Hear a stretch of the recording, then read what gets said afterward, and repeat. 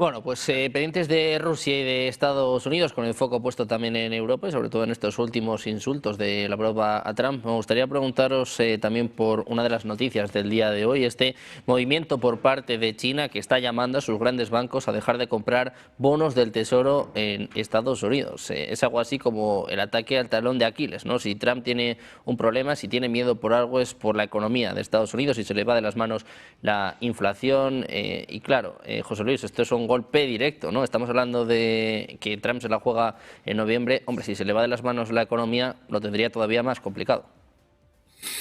Hombre, por eso todavía no han conseguido, ha tenido también bastantes críticas, ¿no? de economistas de bastante peso que no veían bien un poco este método, ¿no? Un poco de proteccionismo, de amenazas arancelarias para conseguir acuerdos bilaterales y de esa manera, bueno, reemprender una economía estadounidense que beneficiase el nivel de vida de los ciudadanos americanos un poco de esa manera, ¿no? Casi a golpe, como vemos, de una manera, bueno, pues eliminando todo lo que podríamos decir son los acuerdos de un comercio internacional un poco en ese ámbito, ¿no? Y China, curiosamente, que sabemos el régimen que tiene, pues se ha visto pues amparada y levantando casi pues el estandarte de la libertad de comercio, de la libertad de los mares, de la libertad de la economía internacional, bueno, pues algo que nos hace sonreír a muchos, pues, de ese cambio de papeles un poco pues que ha sucedido en ese sentido. También hay que tener en cuenta, bueno, pues ese proceso de pérdida de valor del dólar que pretendía también Trump para aupar, favorecer, ¿no? Incrementar, bueno, pues la necesidad exportadora de unos Estados Unidos que de esa manera, bueno, pues pudiera mejorar un poco ese nivel de lo de la economía, ¿no? Y claramente, bueno, pues China también sería uno de los afectados porque, bueno, ha sido la primera potencia en bonos, ahora es la segunda después de Japón y ahí tenemos un poco, bueno, pues esa importancia, ese interés y más ahora, bueno, que después de las elecciones de Japón, pues tenemos, bueno, pues un Trump con faldas llevando las riendas del gobierno japonés, ¿no? Así que con unos intereses políticos muy estrechos, pero también económicos muy dependientes de que la economía estadounidense vaya bien, porque como no vaya bien, pues bueno, pues el ahorrador japonés pues va a tener sus problemas y la economía japonesa no es precisamente accidental un poco en ese ámbito. Así que claramente un poco en esta declaración de guerra ya China estaba se puede decir, eliminando peso y dependencia del desarrollo de la economía estadounidense.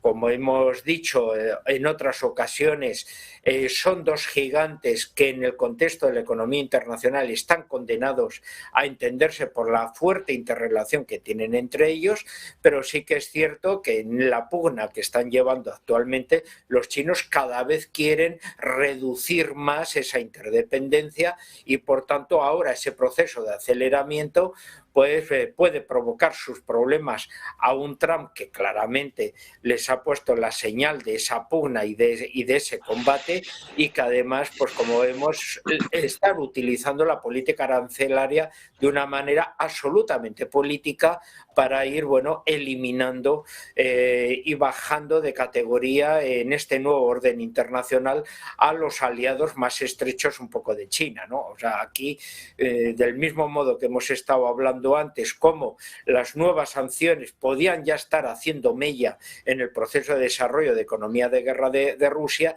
China claramente se ha tenido que mover, mostrar un poco su dentadura en este aspecto, porque claro, ellos son el verdadero nervio, piedra clave un poco de todo el grupo de los BRICS y no pueden permitirse, bueno, pues este tipo de acciones un poco por parte de Estados Unidos, ¿no? Así que claramente ha tomado ya una decisión también de fuerza para demostrar, bueno, la capacidad que ellos tienen y que pueden provocar y favorecer un fuerte estornudo a la economía de los Estados Unidos que para los europeos sería una pulmonía bastante letal un poco en nuestra salud económica, ¿no? Así que los chinos rápidamente han tomado un efecto de decisión sabiendo que las consecuencias provocarían también reacciones por parte de países europeos y de otros, y puede volverse en contra de Trump las medidas que está desarrollando a nivel de economía internacional. Bueno, pues con el foco puesto en Donald Trump, vamos a mirar a más noticias de última hora. Una de las preocupaciones precisamente de Donald Trump es el caso Epstein, que ahora también apunta a los demócratas y que sobre todo ahora está poniendo en jaque al primer ministro británico, un Keir Starmer más discutido, más acorralado que nunca. Todo esto tenemos noticia importante de última hora, y es que Ghislaine Maxwell, la expareja y la cómplice convicta de Jeffrey Epstein, se ha negado a declarar ante los miembros de la Cámara de Representantes del Congreso de Estados Unidos, recurriendo a su derecho estipulado en la quinta enmienda de la Constitución del país. Información de última hora que apunta que la expareja de Epstein, Ghislaine Maxwell, se ha negado a declarar. En concreto, que cumple la propia Maxwell, que cumple una condena de 20 años de prisión, está convicta o está culpada por delitos relacionados con tráfico sexual de menores. Fue requerida para comparecer en el marco de una investigación legislativa vinculada a la red de Epstein, fallecido en 2019. Maxwell decía que cualquier declaración, el abogado de Maxwell decía, la defensa de Maxwell decía que cualquier declaración podría tener consecuencias legales adicionales para su clienta, motivo por el cual ha optado por acogerse a su derecho a guardar silencio. La quinta enmienda de la Constitución de Estados Unidos protege a los ciudadanos de ser obligados a declarar contra sí mismos en procesos que puedan derivar en culpas penales, un derecho frecuentemente invocado en investigaciones de alto perfil. Pendientes del caso Epstein y en este caso de su expareja, de Ghislaine Maxwell, que se niega a declarar. Emiliano, te quiero preguntar por esta información, ¿no? Esta noticia que apunta que China quiere golpear a Trump donde más le duele. Pues me gustaría escuchar las opiniones del señor Scott Bessent cuando empezó a decir que la pequeña venta que había hecho Dinamarca y algún fondo soberano noruego era insignificante para la deuda norteamericana. A lo mejor ahora ya no opina lo mismo, porque ya no es Dinamarca o algún fondo soberano suelto, sino que estamos hablando nada más y nada menos que del segundo tenedor de deuda estadounidense. Entonces, bueno, China sabe a lo que juega, China juega a corto y también, sobre todo a largo plazo, y es consciente que esta medida puede ser muy dañina para la economía estadounidense y que puede tener consecuencias en los famosos midterm de noviembre si finalmente se llegan a celebrar y no buscan la argucia legal para tratar de evitar esa celebración, que ya hay cierto ruido en los medios norteamericanos sobre esa posibilidad. Entonces, bueno, China lleva ya dentro de los BRICS, como hemos discutido aquí también en algún caso, desdolarizándose y tratando que todos los países compren en yuanes y que compren en las monedas nacionales para quitarse esa presión de depender del dólar para las compras internacionales.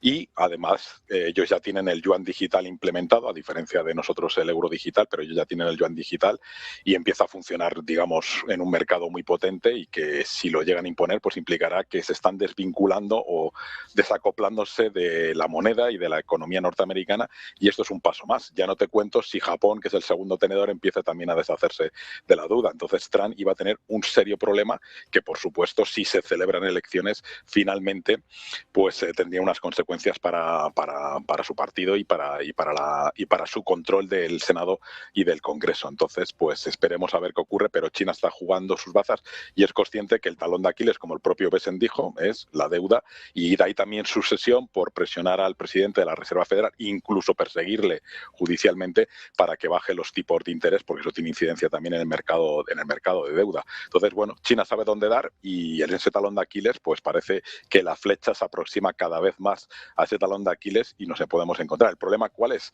Que los europeos nos veríamos arrastrados también por esa situación. Entonces, bueno, pues tampoco tenemos mucho interés de que meta el dedo en la herida China, porque eso nos arrastraría a nosotros. Y si me permites un comentario respecto a la última noticia de la no declaración del comité de esta señora Maxwell, pues quizá nos encontremos dentro de poco que la señora Pam Bondi le da una inmunidad y que le conmuta la pena, como ya ocurrió con algunos de los que trataron de dar un golpe de Estado contra el Congreso de Estados Unidos. Quizás ese sea el por qué se acoge a la quinta enmienda para no declarar, porque todo el mundo es muy consciente que si escarban en todos los documentos que se han ido filtrando, con todo tachado, pero se puede deducir, quizás dentro del movimiento MAGA verían que tienen un presidente que estaba más implicado de lo que él dice.